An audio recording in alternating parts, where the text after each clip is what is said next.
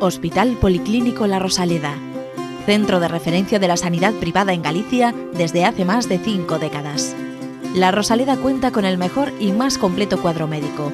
Actualmente está formado por casi un centenar de facultativos altamente cualificados que cubren prácticamente todas las especialidades médicas. Además, dispone de unidades específicas totalmente punteras, como la unidad del sueño, antitabaco, neurología cognitiva, neurofisiología. El hospital está dotado asimismo con la tecnología más avanzada, ofreciendo a sus pacientes las máximas prestaciones sanitarias con los más vanguardistas medios de diagnóstico, quirúrgicos y asistenciales. Más de 10.000 metros cuadrados a tu disposición, con unas instalaciones recientemente reformadas para una mayor confortabilidad, exclusividad y el mejor trato a sus pacientes. Y todo ello sin esperas y con una financiación adaptada a tus necesidades. Porque lo verdaderamente importante no puede esperar. Por ti, por los tuyos. Hospital Policlínico La Rosaleda.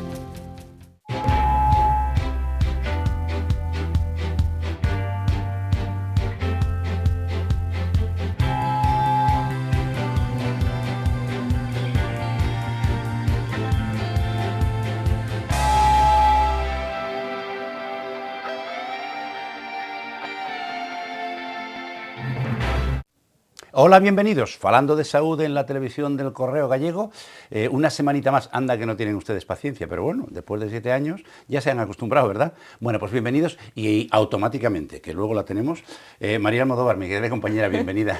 ¿Pero cuántas veces te la monté yo? ¡Uy! Ni se lo cuento. Así que vamos a... Ya saben ustedes quién manda aquí, ¿verdad? María, ¿de qué vamos a hablar hoy? Vamos, mejor dicho, ¿de qué tenemos que hablar? Bien, pues hoy en Falando de Saúde, entrevista a un cirujano vascular de La Rosaleda, que responderá a las dudas de los espectadores sobre fleboestética. Además, el doctor Ignacio Balboa explicará el término agnosia y, por último, desde la unidad de enfermería de La Rosaleda, nos hablarán de la artrosis. Bueno, ya ven, variadito, como los postres en los restaurantes, un poquito de todo. Pero hay que ver qué palabras nos inventamos a veces los médicos. Fleboestética. Yo, a ver, lo había oído poquitas veces. Y entonces lo mejor es preguntarle a un especialista. Sí, porque hay gente que se dedica a eso de los vasos, de que lo de flebo viene de ahí, son lo que llaman ustedes las venas. Bueno, pues eso. Y estética, pues parece que como que hay que cuidar que no aparezcan feos, ¿verdad? Bueno, pues el doctor José Francisco Franco Mejide, Francisco José, no José Francisco, nos acompaña hoy porque él sí se dedica a esto. Doctor Franco, buenas tardes. Hola, buenas tardes, ¿qué tal? Vamos a ver, empecemos por el principio. Las palabras tienen un significado. Fleboestética, ¿qué significa eso? Bueno, pues como bien comentaste antes, pues es efectivamente eso, la aplicación de técnicas estéticas para mejorar el aspecto físico en aquellas personas o pacientes que tienen problemas vasculares, fundamentalmente, en este caso, venosos. Bueno, pero se me olvidó decírselo naturalmente, pero se lo digo ahora. Es que el doctor Franco es que es cirujano vascular. O sea que lo de la estética sí, pero cuidado, que esto es serio, ¿eh? Bien aclarado, Ignacio. Doctor, ¿por qué aparecen además este tipo de varices, ¿no? Que son más estéticas que otra cosa? La etiología, el motivo por qué este tipo de vasitos sanguíneos surgen es multifactorial. Hay muchas cosas que las producen.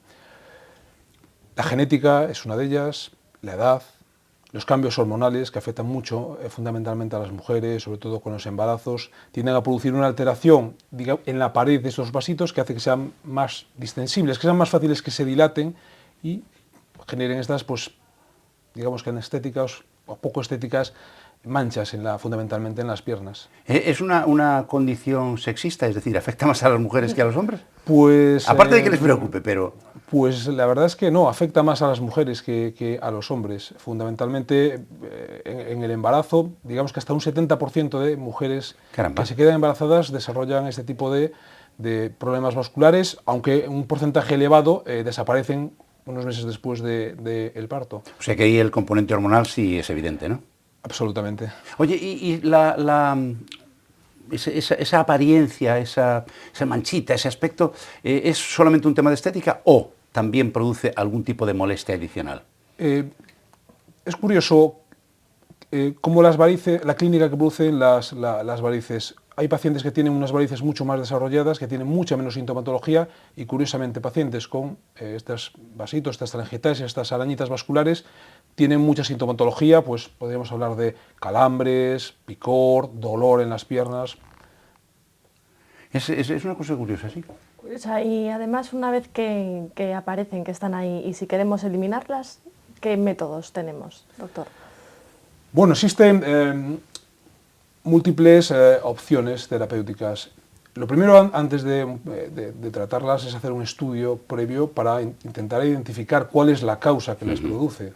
Evidentemente, si hay una causa que las produce, hay que actuar antes sobre esa causa. Yo siempre les pongo un ejemplo a los pacientes. Si tuviéramos un grifo abierto que está desbordando y viéramos un charco en el suelo, si sacamos el charco pero no cerramos el grifo, al poco volveremos a tener un charco en el suelo. Es muy importante siempre identificar las causas, si es que existen, que las producen. Una vez identificadas y solucionadas, existen alternativas como la esclerosis. ¿Qué es eso? Bueno, básicamente es pinchar con una aguja finita el vaso e introducir un líquido que produce la trombosis del mismo y la posterior desaparición. Otras técnicas, como el láser, también las elimina. ¿Y qué hace? El láser emite una luz que Sí. las quema. Ajá. Literalmente las quema y las elimina también. Y ahí se produce una pequeña cicatrización invisible y desaparece. Bueno, prácticamente. invisible con el paso del tiempo, Claro. no es inmediata. Inicialmente hay una serie de secuelas que con el paso de los días van desapareciendo. Porque lo que en el fondo estamos hablando, esto es una de las múltiples manifestaciones, es de una cosa que se llama genéricamente insuficiencia venosa. Y eso me parece que tiene mala cura, ¿no? La insuficiencia venosa, como condición. Bueno, efectivamente, la insuficiencia venosa, que es un problema muy generalizado, tiene mala cura, aunque en muchos casos la tienen. Habría que diferenciar, si hablamos de insuficiencia venosa profunda, es un poco, bueno, hay dos tipos de sistema venoso, el profundo, bueno, lo que mucha gente pues denomina... Ese estéticamente tiene poco que ver. Tiene poco que ver, efectivamente. Bien, entonces vamos a dejar un poco al Sí. margen, y el superficial. Sí. El superficial en muchas ocasiones se puede solucionar con un estudio hemodinámico, mediante ecodoppler, se puede solucionar el punto donde se origina esa insuficiencia venosa y desaparecer la insuficiencia venosa, sin duda. Bien. Y una vez que el paciente pues, está controlado y que ha sido tratado, ¿qué pautas debe seguir a posteriori? ¿Existen algunas? Por supuesto. Sí. Es fundamental un cuidado, como diríamos, unos hábitos de vida saludables. Ejercicio, mantener el peso. Es muy importante, sobre todo en esta época que todo el mundo trabaja muchas horas, sentado, de pie, usar medias elásticas para contrarrestar la insuficiencia venosa, que es, bueno, pues, genera una presión en las piernas, y estas medias nos van a ayudar a contrarrestar todos estos efectos secundarios e indeseables de la insuficiencia venosa. El ejercicio físico sí tiene un efecto positivo directo sobre este tipo de problemas, ¿verdad? Absolutamente. Es decir, el andar, el caminar, el correr. Algo tan sencillo como caminar. No hace falta ir a un gimnasio, no hace falta tenemos aquí multitud de sitios a los que ir a pasear y que son totalmente efectivos para mejorar la circulación venosa. Cuando caminamos bombeamos sangre desde las piernas hacia el corazón, y esto ayuda al drenaje de todo el sistema venoso, eliminando la presión, que es lo que acaba finalmente ocasionando todos estos indeseables vasitos en las piernas. Hay un aspecto, Francisco, que me gustaría que tocaras, y es, más allá de lo que son las molestias, más allá del aspecto, a veces un poco antiestético, el no tratar estas condiciones puede suponer, en algunos casos, si no le hacemos caso precisamente, complicaciones. ¿Qué tipo de complicaciones puede dar este trastorno? Los más frecuentes. Lo más frecuente es que progrese, digamos, que la enfermedad, que estas arañitas, estos vasitos, vayan poco a poco dilatándose y pasando a unos vasos mayores, unas venas reticulares, y posteriormente a lo que son varices, sobre todo cuando hay una causa subyacente que no ha sido tratada, una insuficiencia pues, en la safena, una vena superficial de la pierna. Y cuando se complica esa vena ya dilatada, ¿qué puede ocurrir? ¿Nos puede dar una flebitis? ¿Nos puede hacer una trombosis? Pues, es la complicación más temible. Una trombosis, que básicamente es que esa vena, esa variz, se coagula su interior, produce una reacción inflamatoria, molesta, dolorosa, y con un riesgo... No, que doloroso, duele como un demonio. Sí, bueno, yo afortunadamente nunca he tenido ninguna, pero... Sí, pero has tenido pacientes, ¿verdad? Sí, y te lo cuentan. es muy molesta, efectivamente. Y además que tiene un riesgo muy importante, que es la embolia de pulmón. Que Claro. es un coágulo puede desprenderse, ir a través del corazón derecho, por donde al pulmón y producir una embolia pulmonar, que es una complicación ya mucho más grave, obviamente. Otra cosa que también me gustaría que nos dijera el doctor Franco es algo que a mí me parece relevante. A veces no le damos importancia, nos quedamos en el aspecto puramente estético y bueno, pues nos dice alguien, oye, ¿por qué no te las tratas? Y te vas a cualquier sitio. No, cuidado, estamos hablando de una situación que ha de ser tratada por un especialista en cirugía vascular, ¿o no, Francisco? Hombre, yo estoy absolutamente a favor de que sea así. Fundamentalmente porque, como comenté previamente, es muy importante el diagnóstico etiológico, el saber por qué eso se ha producido. No es simplemente tratarla con láser, con esclerosis, sino saber si hay una causa subyacente que debe ser tratada. Y eso es algo que, bueno, pues en este país, desde luego, se ha llevado a cabo por los cirujanos vasculares. Así que no vayan al mecánico, ¿eh? No vayan al mecánico ni llamen al fontanero. María, ¿tenemos preguntitas de nuestros televidentes? Claro que sí, hemos seleccionado 2 preguntas, Ignacio.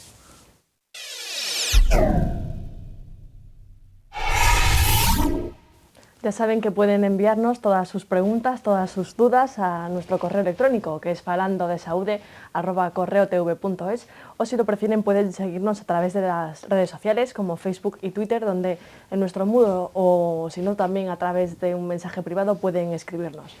Doctor, primera pregunta. Bueno, esta más que nada no es una pregunta exactamente, es una reflexión, exacto. Gracias, Ignacio.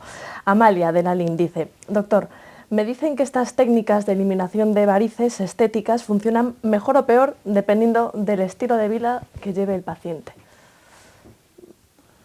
Pues le diría a Amalia que está absolutamente lo cierto. Sí. Evidentemente, si los factores que en muchos casos producen este tipo de manifestaciones, uno de ellos es estar mucho tiempo de pie, la obesidad, no son corregidos, cuando tratamos el problema, al tiempo volverá a aparecer, pero no hemos quitado la causa que los produce.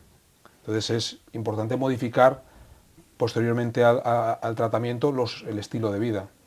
María, ¿me perdonas? Sí, claro. Es que me ha venido una cosa a la mente que se me había olvidado. Ya saben, que lo del pelo blanco no es de un susto. Me había olvidado. ¿Qué relevancia, qué importancia tiene en el caso de este tipo de enfermedad el fumar? Me lo has quitado de la boca. Bien, estamos en sintonía. Ya sé que es malo para todo, pero ¿para los vasos especialmente? Bueno, tendría que decir que para las varices no es una cosa que interfiere especialmente para la patología venosa. Uy. Fumar es muy malo malo en para la general. circulación, Van a seguir fumando. tremendamente nocivo, mucho más seguramente lo que la gente es capaz de saber, pero no para este tipo de problemas concretamente. Bueno, segunda pregunta. Más de uno se habrá quedado No fumes, tranquilo. no fumes. No lo he fumado nunca. Vale. Y ahora menos. José de Teo, doctor, ¿hay que esperar a que la variz sea muy aparente para ir al médico? Le diría a José que no. Que en el momento que aparecen las varices es conveniente ir a un cirujano a hacerse un estudio. Sería diferente plantear operarlas o tratarlas, pero sí que es conveniente en el momento que aparecen consultarlas, a ver cuál es el problema que subyace por debajo para poder solucionarlo en función de lo que nos encontremos. Eso que se dice ahora, lo de hacérselo mirar, pues eso, hacérselo mirar. ¿Y ahora qué nos toca, María? Ahora tu examen semanal, Ignacio. Pues facilito, por favor.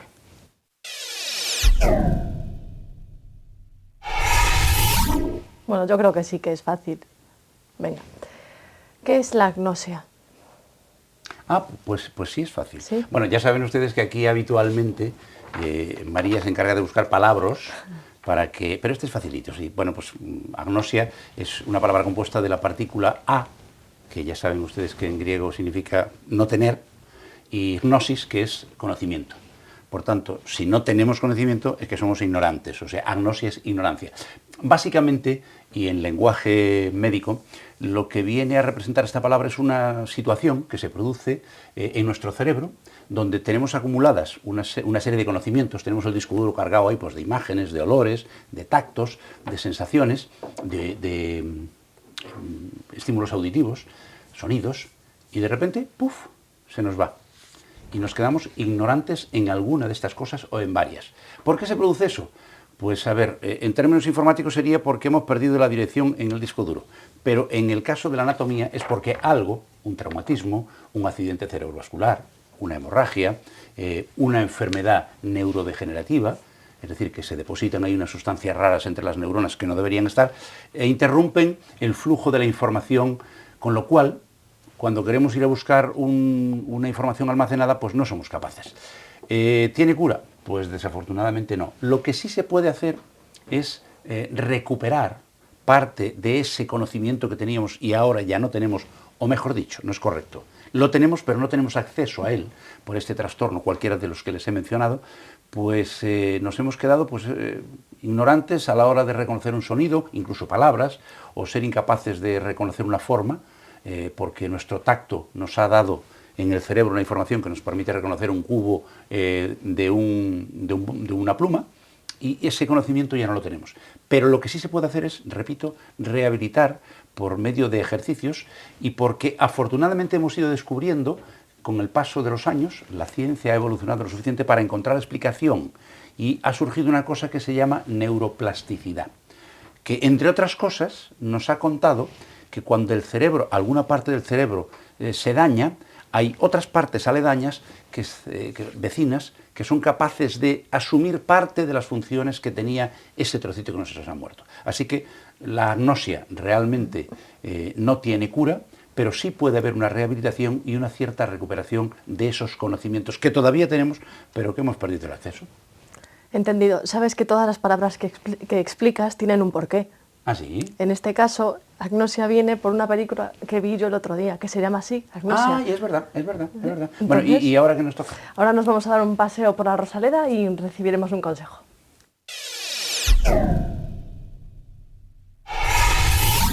Ola, chamo Martín, son enfermeiro do Hospital Policlínico La Rosaleda e vou dar unha serie de recomendacións sobre a artrosis, esa enfermidade que consiste no desgaste dos cartílagos das articulacións, sobre todo en mans, xeonllos e cadeiras. É recomendable unha dieta equilibrada para evitar a obesidade e así non forzar as articulacións. Tamén é recomendable unha boa posición corporal, utilizando asentos de respaldo recto, onde cadeiras e xeonllos estén nunha posición natural e os pés manteñan o contacto sempre co chan. Por lo tanto, evitar sillóns e asentos que se poidan afundir.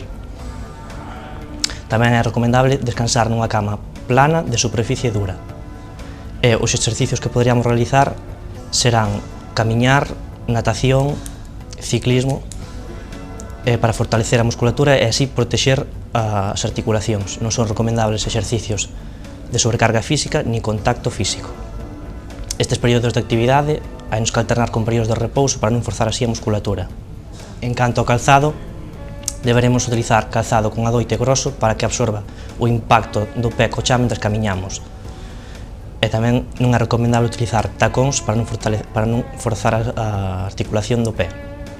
En caso de dor utilizaremos a pauta de anestesia do noso médico, frío en caso de inflamación e calor para relaxar a musculatura e así non aliviar a dor. Sobre todo é moi importante manter unha actitude positiva, xa que esta enfermidade permitirá manter unha vida completa no ámbito persoal e social.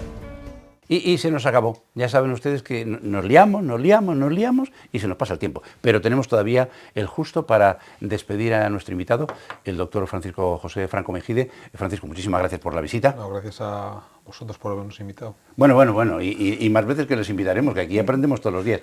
María, muchísimas gracias y por lo buena que has sido poniéndome una palabra tan sencillita. Bueno, cuidado, no te confíes, ¿eh? Y a ustedes muchísimas gracias por la compañía, por la paciencia de aguantar nuestras cosas y decirles que si les ha parecido bien y han aprendido cositas y les interesa el tema, la semana que viene volveremos a estar aquí con más asuntos que tienen que ver con nuestra salud. Así que hasta entonces, como siempre, mi mejor deseo, salud y suerte.